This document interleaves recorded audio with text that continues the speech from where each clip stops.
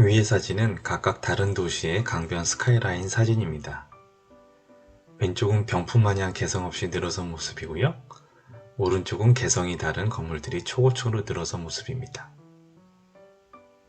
왼쪽은 우리나라 한강변이고요. 오른쪽은 홍콩의 한강변입니다. 멋있죠? 최근 오세훈 서울시장이 한강변 스카이라인 변화를 위해 일률적으로 적용해오던 35층 높이 규제를 폐지한다는 뉴스가 있었습니다. 기사를 보다 궁금한 것은 애초에 왜 35층일까 하는 것인데요. 30층, 40층도 아닌 중간 35층. 나름 근거가 있을 것 같아 조사해보았는데요. 먼저 35층이 서울시 규제로 등장한 것은 2013년으로 거슬러 올라갑니다.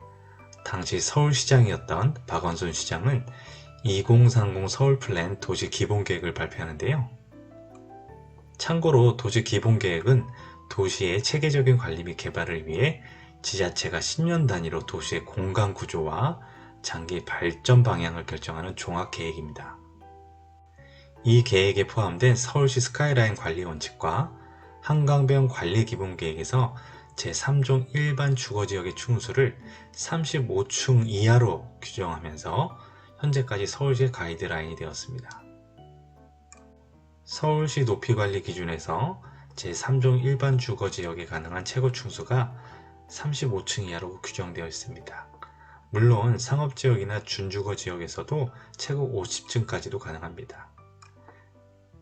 그 당시에도 이미 한강변에 35층 이상의 주상복합 아파트가 있었는데요. 예를 들면 성수동에 위치한 서울숲 트리마제가 최고 47층 높이로 그 규모의 위용을 자랑했었고요. 용산구 이촌동에 있는 레미안 첼리투스입니다. 최고 56층입니다. 로드뷰로 보아도 굉장하죠? 서울시 스카이라인 관리 원칙에 의해 35층 규제가 시작되었다는 것은 확인되었고요. 그럼 왜 35라는 숫자로 정해졌는지 보겠습니다. 그 당시 스카이라인 관리 원칙 관련한 질의응답 자료에 나와 있는데요. 남산 소월길과 낙산을 넘어서는 높이가 100에서 120m라고 되어 있습니다. 100에서 120m. 남산 소월길 낙산. 시민의 공론화 과정과 사회적 합의를 거친 숫자라는 것은 약간 일방적인 표현인 듯합니다. 남산 소월길은 남산타워를 둘러싸는 아름다운 길이고요. 낙산은 종로구 대학로 인근에 있는 곳입니다. 소위 낙산공원이라고 잘 알려져 있죠. 지금 보시는 사진은 낙산에서 바라본 서울 도심의 풍경입니다. 남산 소월길과 낙산의 높이는 그림을 보시면 이해가 쉬울 듯한데요. 잠실 파크리오의 36층 높이가 소월길보다는 높고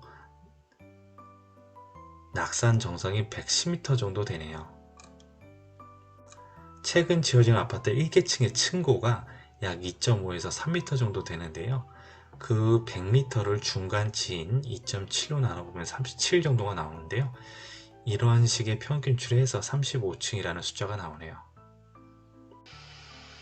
결국 남산 소월길과 낙산이라는 키워드에서 시작하여 35라는 숫자가 층수 제한의 기준이 된 것이네요.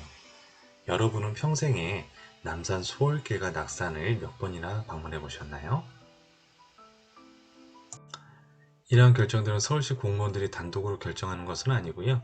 보통 분야별로 민관합동심의위원회를 구성해 결정합니다. 예를 들어 2012년도 심의위원회 직업들을 보면 시의원, 건축설계 관계자, 관련 학과 교수 등으로 이루어졌습니다.